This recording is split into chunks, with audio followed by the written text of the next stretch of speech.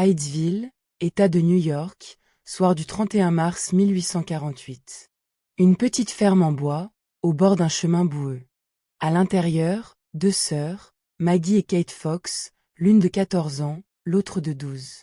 Depuis plusieurs nuits, elles disent entendre des coups frappés dans les murs. Cette nuit-là, elles décident de répondre. Quand le premier coup retentit, Kate claque des doigts. Un coup pour un claquement. Deux pour deux. Les coups répondent. Les parents appellent les voisins. Les voisins, médusés, posent des questions. Le frappeur, qui qu'il soit, où qu'il soit, répond par un nombre de coups codifiés. Une convention s'établit. Un coup pour oui, deux pour non, l'alphabet pour les noms. Les sœurs disent que c'est l'esprit d'un homme assassiné dans la maison, des années plus tôt, et enterré dans la cave. Une première fouille n'aboutit à rien de concluant. Mais l'histoire est trop belle. Elle voyage. Les journaux la reprennent. Ce qui se passe à Hydesville, en cette nuit de printemps, est sans doute une farce. 40 ans plus tard, en 1888, Maggie Fox confessera publiquement avoir produit les coups en faisant craquer ses articulations sous la table. Elle se rétractera l'année suivante, sous la pression de la communauté spirite qu'elle avait, malgré elle, fondée.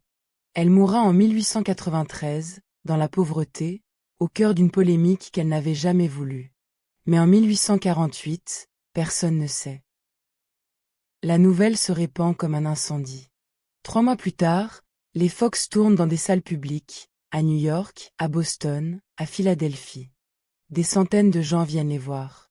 Des médiums apparaissent partout, prétendant avoir le même don. Les coups dans les murs deviennent des séances autour d'une table. Les tables se mettent à bouger. Des mots, parfois des phrases, sont éplés. Ce qui commence à Hydesville n'est pas seulement une croyance. C'est un mouvement. On l'appellera le spiritualisme aux États-Unis, le spiritisme en France.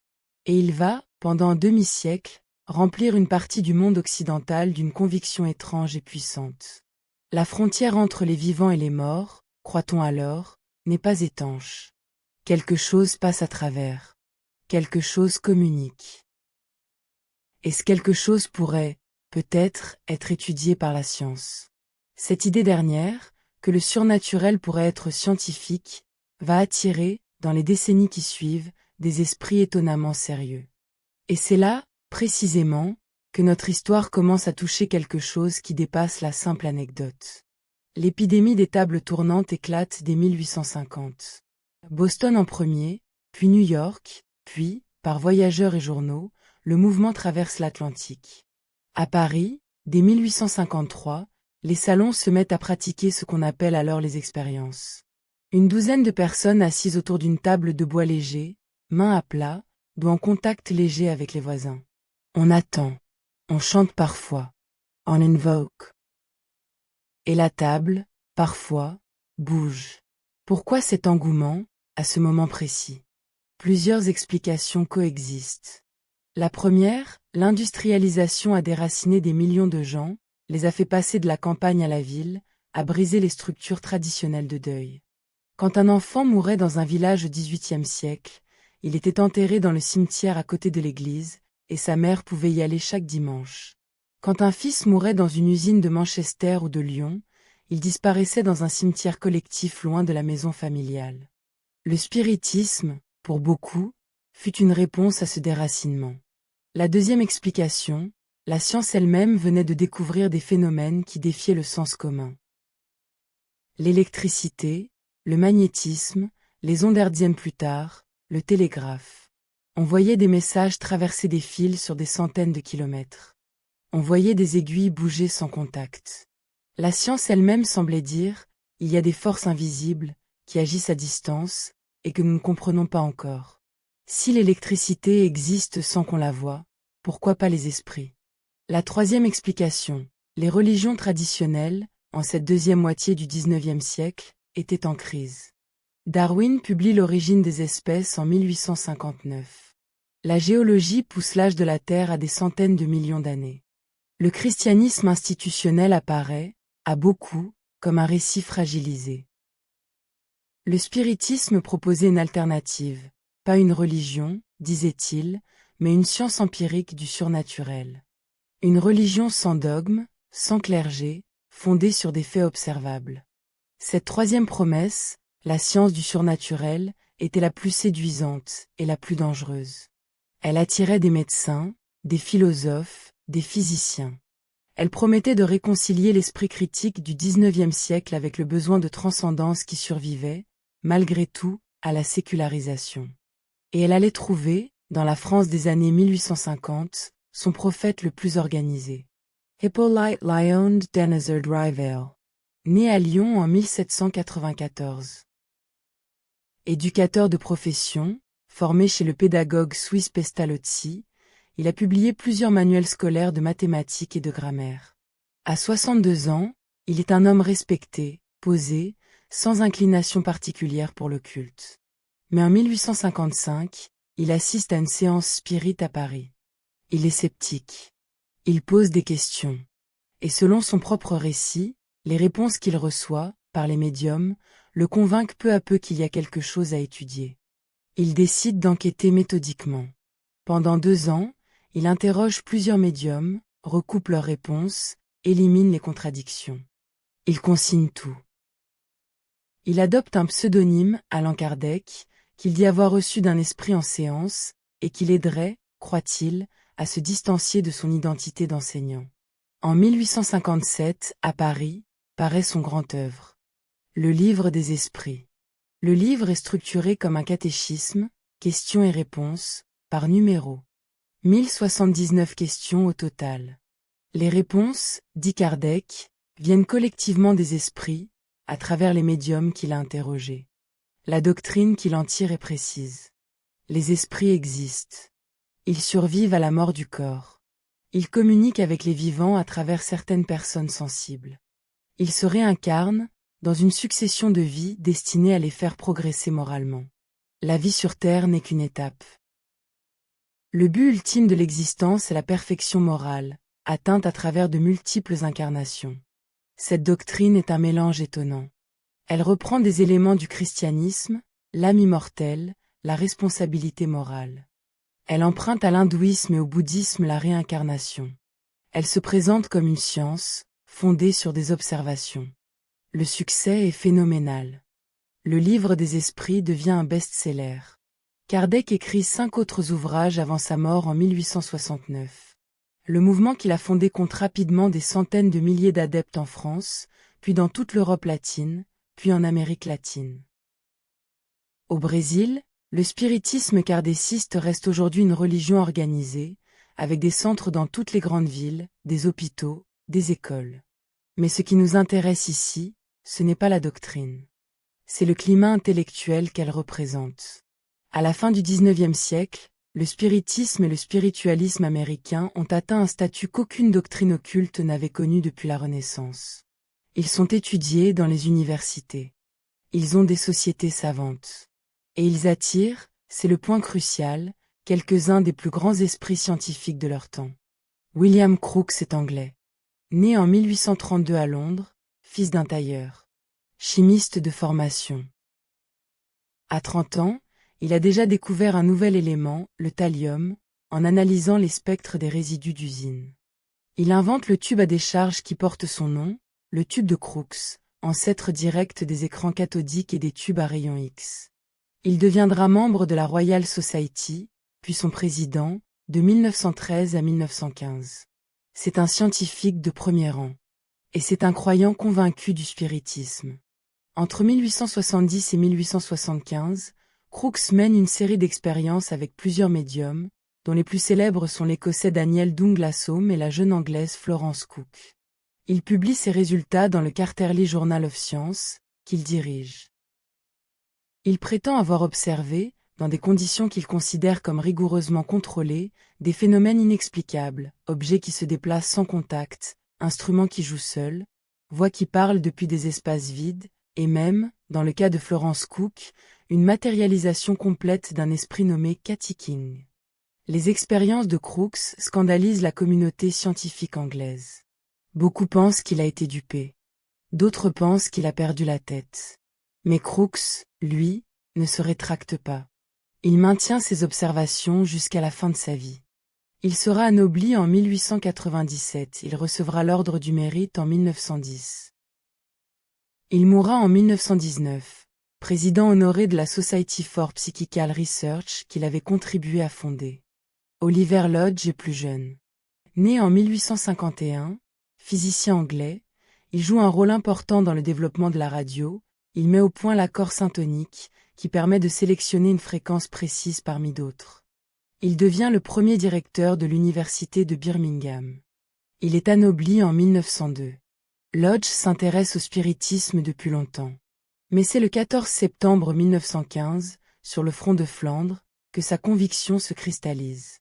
Son fils Raymond, 26 ans, capitaine dans l'armée britannique, est tué par un éclat d'obus.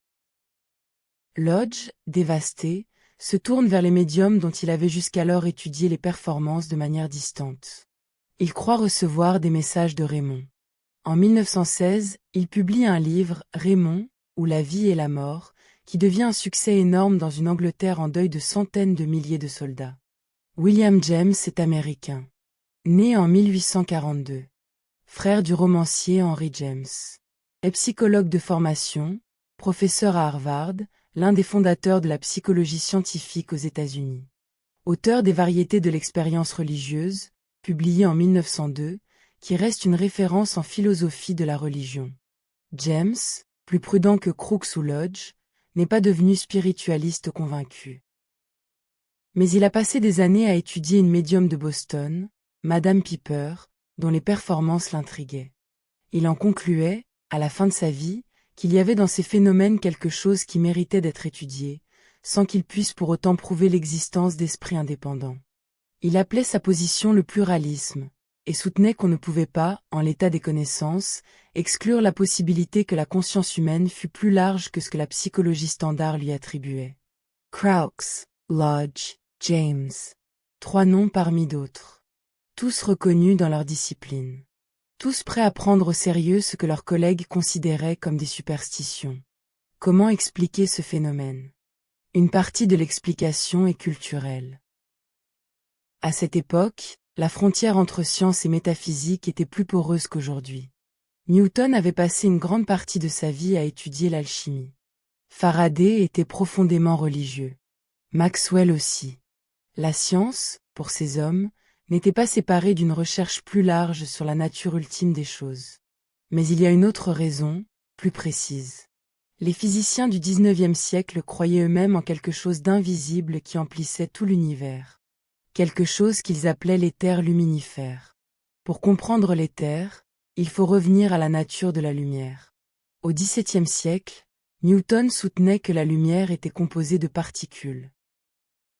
Au XVIIIe et au début du XIXe, des expériences de Thomas Young et d'Augustin Fresnel ont montré que la lumière se comportait comme une onde, elle interfère, elle diffracte, exactement comme les vagues d'eau ou les ondes sonores. Mais une onde a besoin d'un milieu pour se propager. Les vagues se propagent dans l'eau. Le son se propage dans l'air. Si la lumière est une onde, dans quoi se propage-t-elle? La question est d'autant plus pressante que la lumière du soleil traverse l'espace entre la Terre et l'astre, c'est-à-dire des millions de kilomètres apparemment vides. La réponse acceptée, tout au long du XIXe siècle, fut l'éther. Un milieu invisible, sans poids, sans frottement, qui emplirait tout l'espace, y compris l'espace interplanétaire et interstellaire. Les ondes lumineuses seraient des vibrations de cet éther. Au milieu du siècle, James Clerk Maxwell unifie l'électricité et le magnétisme dans ses équations célèbres. Il en déduit que la lumière est une onde électromagnétique, et que sa vitesse résulte directement des constantes physiques. L'éther, dans son schéma, est le milieu où les champs électriques et magnétiques vibrent. L'éther de Maxwell est un objet bizarre. Il doit être plus rigide que l'acier, pour supporter les vibrations rapides de la lumière. Et pourtant, il doit être assez ténu pour ne pas freiner le mouvement des planètes. Il ne se voit pas, ne se pèse pas, ne se touche pas. Mais il existe, c'est ce que tous les physiciens sérieux pensaient en 1880. Or cet éther des physiciens partage des propriétés étranges avec un autre concept, plus ancien, qu'on retrouve dans la théosophie, l'occultisme, certaines formes de spiritisme, ce que les ésotéristes appelaient l'éther astral, ou parfois simplement le fluide. un milieu subtil, invisible, qui emplirait l'espace, et dans lequel, selon certains, les esprits pourraient laisser des traces, ou se déplacer. Cette homonymie n'était pas perdue sur les contemporains. Oliver Lodge, le physicien de la radio, écrivait dès les années 1900 que l'éther de la physique pourrait être le substrat sur lequel les esprits voyageraient, l'éther de Maxwell et l'éther des spiritualistes étant, peut-être, le même objet, vu sous deux angles différents. C'était une hypothèse audacieuse. Elle promettait une réconciliation entre la science et le spiritisme. Et elle s'effondra, comme tant d'autres, quand un seul résultat expérimental rendit l'éther de Maxwell impossible à défendre. Cleveland, Ohio, 1887. Albert Michelson et Edward Mortley, deux physiciens américains, ont construit un appareil qu'on appelle un interféromètre. C'est un dispositif d'une précision inouïe, capable de mesurer des différences de chemin optique plus petites qu'une longueur d'onde de la lumière. Le but de l'expérience est simple, en principe. Si l'éther emplit l'espace, et si la Terre se déplace dans cet éther, alors la vitesse de la lumière mesurée depuis la Terre devrait dépendre de la direction de mesure. Dans le sens du déplacement de la Terre, la lumière devrait paraître plus lente, comme un nageur qui remonte un courant. Perpendiculairement, à l'inverse. La différence est faible, la Terre se déplace à environ 30 km par seconde, alors que la lumière en parcourt 300 000, mais elle est, selon les calculs, mesurable par un interféromètre suffisamment précis. Michelson et Mortley font l'expérience. Ils tournent leur appareil dans toutes les directions, à différentes saisons de l'année, à différentes heures. Ils répètent la mesure des dizaines de fois. Ils ne trouvent rien. La vitesse de la lumière, à la précision de leur appareil, est la même dans toutes les directions. L'éther, s'il existe, ne provoque aucun effet détectable. Le résultat est si surprenant qu'il met près de 20 ans à être complètement digéré par la communauté scientifique. Il faudra Albert Einstein, en 1905, pour proposer la conclusion logique. L'éther n'existe pas. La lumière a une vitesse qui ne dépend ni du mouvement de l'observateur, ni de la source. C'est l'un des deux postulats de la relativité restreinte. L'éther luminifère meurt dans les années qui suivent. Les manuels de physique cessent d'en parler. Le concept entier disparaît du vocabulaire scientifique. Et avec lui s'effondre l'hypothèse que l'éther pourrait être le substrat des phénomènes spirites. Lodge continue à défendre une version modifiée, un éther non lumineux, propre à transporter d'autres choses que la lumière. Mais le climat a changé. La physique avance vers un univers où l'espace n'est pas rempli d'un milieu, mais où il est lui-même structuré par les équations d'Einstein. Le déclin du spiritisme suit. Pas immédiatement, la Première Guerre mondiale, qui tue 10 millions de soldats et laisse derrière elle un océan de deuil, donne au spiritisme un dernier souffle. C'est là que Lodge écrit son livre sur Raymond. C'est là que Conan Doyle, créateur de Sherlock Holmes, devient un défenseur public du mouvement. Mais après 1925, le spiritisme tombe progressivement dans l'arrière-plan culturel. Il survit comme une religion organisée, surtout au Brésil et en Amérique latine. Il disparaît presque comme objet d'étude scientifique. L'éther est mort. Et avec lui, pour 2 générations, l'idée qu'il y aurait, dans le tissu de l'espace lui-même, quelque chose d'autre que les particules et les champs que nous savons mesurer. Cette idée allait revenir, par un chemin entièrement différent, en 1917. Albert Einstein vient de publier, en 1915, sa théorie de la relativité générale. Les équations sont d'une beauté étonnante. Elles décrivent la gravitation comme une courbure de l'espace-temps causée par la masse-énergie. Les planètes ne sont pas attirées par le Soleil, elles suivent les géodésiques d'un espace-temps déformé par la masse du Soleil. Mais il y a un problème. Les équations, telles qu'Einstein les a écrites, prédisent que l'univers ne peut pas être statique. Il doit soit s'effondrer sous sa propre gravité, soit s'étendre. Or à l'époque, en 1917, la conviction astronomique unanime est que l'univers est statique. Les étoiles sont à leur place, les galaxies, qu'on n'appelait pas encore galaxies, mais nébuleuses spirales, sont à leur place. Rien ne semble bouger à grande échelle. Einstein, pour sauver son modèle, ajoute à ses équations un terme. Il l'appelle la constante cosmologique, et il la note avec la lettre grecque lambda. Cette constante représente une force répulsive, qui contrebalance exactement la gravité attractive de la matière et qui maintient l'univers dans un équilibre statique. C'est un bricolage théorique, et Einstein le sait. Mais c'est nécessaire pour rendre la théorie compatible avec les observations. 12 ans plus tard, en 1929, l'astronome américain Edwin Hubble publie ses observations des galaxies lointaines. Il montre que la lumière qui nous parvient de ces galaxies est décalée vers le rouge, ce qu'on appelle un redshift, et que ce décalage est proportionnel à leur distance. Cela ne peut s'interpréter que d'une seule manière. Les galaxies s'éloignent les unes des autres. L'univers n'est pas statique. Il est en expansion. Einstein, mis au courant, retire la constante cosmologique de ces équations. Il n'en a plus besoin. Le modèle dynamique qu'on aurait pu prédire dès 1915 est confirmé par les observations.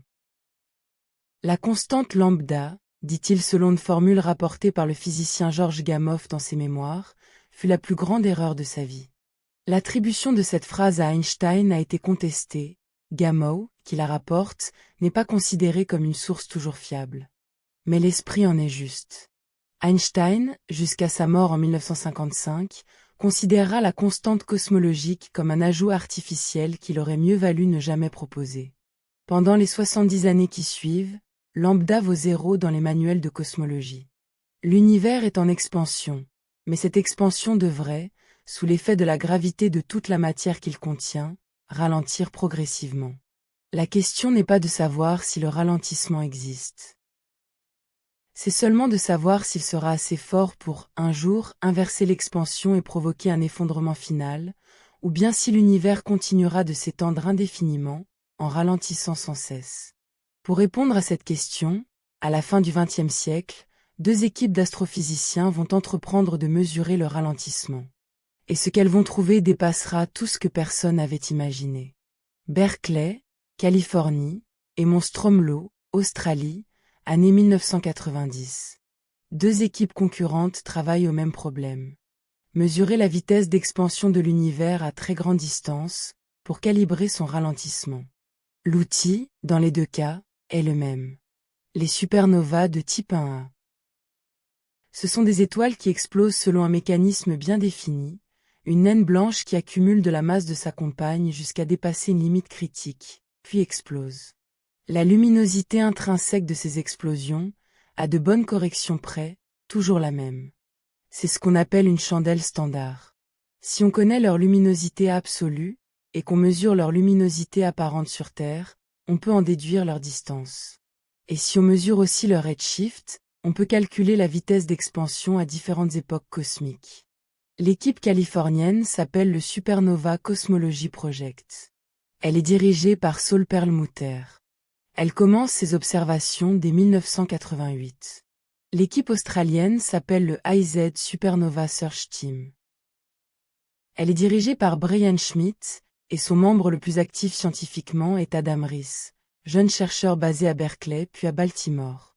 En 1998, à quelques mois d'écart, les 2 équipes annoncent le même résultat surprenant. Les supernovas lointaines, à plusieurs milliards d'années-lumière, sont moins lumineuses que ce que les modèles standards prédisaient. La différence n'est pas énorme, mais elle est statistiquement significative. Et elle ne s'interprète que d'une manière. L'univers ne ralentit pas son expansion. Il l'accélère. Cette accélération est inattendue.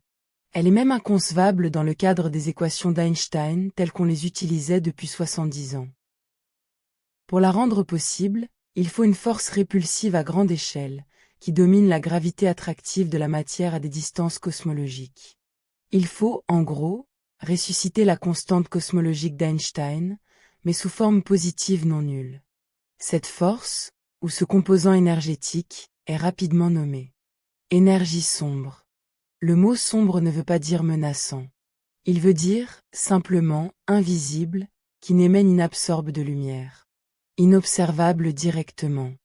Selon les meilleures mesures actuelles, fournies en particulier par le satellite Planck dans les années 2010, l'énergie sombre représente environ 68% du contenu énergétique total de l'univers. La matière sombre, qui est un autre composant invisible mais d'une nature complètement différente, en représente environ 27%. La matière ordinaire, celle dont sont faites les étoiles, les planètes, ton corps, ces mots, n'en représentent que 5%. 5%. C'est tout ce que nous savons voir et toucher, dans un univers qui en contient 20 fois plus de quelque chose qui nous est, dans son essence, parfaitement opaque. En 2011, le prix Nobel de physique est attribué conjointement à Saul Perlmutter, Brian Schmidt et Adam Riess pour la découverte de l'expansion accélérée. La physique moderne reconnaît officiellement que la majeure partie de l'univers, en énergie, est faite d'une chose qu'elle ne sait pas nommer autrement que par sa fonction. Il faut être prudent ici. L'énergie sombre n'est pas un retour de l'éther luminifère. Ce n'est pas un milieu dans lequel les ondes se propagent. Ce n'est pas un fluide subtil rempli de propriétés mystiques. Ce n'est pas, surtout, une réincarnation moderne de l'éther astral des spiritualistes du XIXe siècle. La meilleure description de l'énergie sombre, à ce jour, est un terme dans les équations de la relativité générale, la constante cosmologique d'Einstein, ressuscitée, dont les effets sont bien définis mathématiquement, et dont la valeur a été mesurée avec une précision croissante par plusieurs expériences indépendantes. C'est une grandeur physique, pas une présence. Ce que personne ne sait, c'est ce qu'elle est. Plusieurs hypothèses s'affrontent. La plus simple, c'est une constante fondamentale de la nature, comme la constante de gravitation universelle, qui n'a pas d'autre explication que son existence brute. Une autre hypothèse, c'est l'énergie du vide quantique, c'est-à-dire l'énergie résiduelle que la mécanique quantique attribue à un espace même apparemment vide. Cette hypothèse rencontre une difficulté énorme. Les calculs naïfs prédisent une énergie du vide 120 ordres de grandeur plus grande que l'énergie sombre observée. C'est l'un des plus grands mystères non résolus de la physique théorique. D'autres hypothèses sont encore plus exotiques. L'énergie sombre pourrait être un champ scalaire, qu'on appelle parfois la quintessence, qui évoluerait lentement au cours du temps. Elle pourrait être un effet de la modification de la relativité générale à très grande échelle. Elle pourrait être quelque chose qu'aucun physicien actuel n'a encore imaginé. Ce qui est certain, c'est qu'elle agit. Elle pousse l'espace à s'étendre de plus en plus vite. Dans plusieurs milliards d'années, si la tendance continue, les galaxies les plus lointaines deviendront invisibles, leur lumière incapable de nous parvenir contre l'expansion. Dans des dizaines de milliards d'années, presque tout l'univers visible aura disparu de notre horizon causal. Notre galaxie, et quelques voisines, resteront seules dans une nuit qui ira en s'élargissant. L'énergie sombre n'est pas un esprit. Elle ne pense pas. Elle ne communique pas. Elle ne se réincarne pas. Mais elle a, comme les esprits du spiritisme, cette propriété étrange de remplir l'univers d'une présence indétectable autrement que par ses effets. Si tu prends du recul, après ce parcours, qu'est-ce que tu retiens? Une chose, peut-être. Le besoin humain de nommer l'invisible n'a pas changé entre 1848 et 2026. Au XIXe siècle, il a pris la forme du spiritisme. Des Sœurs Fox aux séances parisiennes, de Crookes à Lodge, des millions de gens ont cherché à donner un nom et une cohérence à la sensation qu'il y avait quelque chose, dans le réel, qui débordait ce que nos sens pouvaient atteindre. Cette quête a produit des hoax, des hallucinations collectives, des consolations sincères pour des deuils impossibles. Elle a produit aussi, ne l'oublions pas, l'occasion pour des physiciens sérieux d'explorer les frontières de leur discipline. Crookes n'a pas cessé d'être un grand chimiste parce qu'il croyait à Florence Cook. Lodge n'a pas cessé d'être un pionnier de la radio parce qu'il croyait que son fils mort lui parlait. Au XXIe siècle, le besoin a pris une autre forme. Les physiciens qui mesurent l'expansion de l'univers ne parlent pas d'esprit. Ils parlent d'énergie sombre. Ce mot est, dans leur usage, vide de toute connotation métaphysique. Il désigne précisément un terme dans une équation, dont les effets sont mesurés à la décimale près. Les physiciens du satellite Planck, comme leurs prédécesseurs des deux équipes Nobel de 1998, sont des scientifiques rigoureux, qui ne croient à rien d'autre que ce que leurs données leur disent. Mais ce qu'ils nomment, dans leurs équations, c'est l'invisible. Ce qu'ils mesurent, c'est ce que personne ne peut voir. Ce qu'ils acceptent, comme description du monde, c'est qu'environ 75% de la réalité énergétique totale de l'univers échappe à toute observation directe. La différence avec le spiritisme du XIXe siècle est immense. Le spiritisme prétendait connaître la nature de l'invisible, c'étaient des esprits, ils avaient des intentions, ils étaient personnels. La cosmologie moderne ne prétend rien savoir de ce genre. Elle reconnaît son ignorance et la quantifie. Elle dit, voici ce que nous mesurons, voici les effets, voici ce que nous ne savons pas. Cette différence est essentielle. Elle distingue la science de la pseudoscience. Mais sur un point précis, les deux mouvements se rejoignent. Tous deux acceptent que l'univers contient plus que ce qu'on en voit. Tous deux acceptent que, même au sommet de notre connaissance, quelque chose nous échappe. Au XIXe siècle, on remplissait ce gap avec des esprits.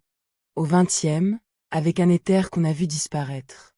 Au XXIe, avec une énergie sombre qu'on mesure mais qu'on ne comprend pas. Demain, peut-être, ce sera autre chose. Une autre explication, plus profonde, plus juste, qui rendra notre énergie sombre actuelle aussi naïve que l'éther luminifère paraît aujourd'hui. Ou peut-être que la formule restera. Peut-être que les humains, dans 10 000 ans, parleront encore d'énergie sombre, en se demandant ce qu'ils auraient bien pu vouloir dire. Ce qui est certain, c'est que la question, qu'est-ce qui remplit l'invisible, ne disparaîtra pas. Elle a traversé tous les siècles. Elle a pris toutes les formes. Religion, magie, science. Elle ne se laisse jamais entièrement résoudre, parce qu'elle n'est, peut-être, pas une question sur l'univers. Elle est une question sur nous. Sur cette propriété étrange qui nous fait, devant un cosmos en grande partie sombre, vouloir nommer ce qu'il contient. Cette nuit, quelque part au-dessus de toi, des galaxies s'éloignent les unes des autres dans une accélération qui résiste à toute explication simple. Quelque chose les pousse, qui n'a ni visage, ni histoire, ni nom au-delà de cette description. Et quelque chose, en toi, en ce moment précis, en train d'écouter ces mots, est touché par cette idée. Quelque chose qui a peut-être toujours été là, depuis la première fois qu'un humain a levé les yeux vers le ciel et s'est demandé « Qu'est-ce qu'il y a là, derrière, que je ne vois pas ?» Les sœurs Fox croyaient communiquer avec les morts. Elles se trompaient, sans doute. Mais elles avaient compris quelque chose.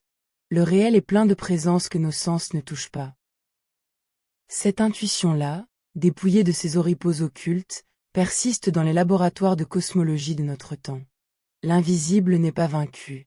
Il est simplement, à chaque siècle, mieux nommé, et plus humblement contemplé.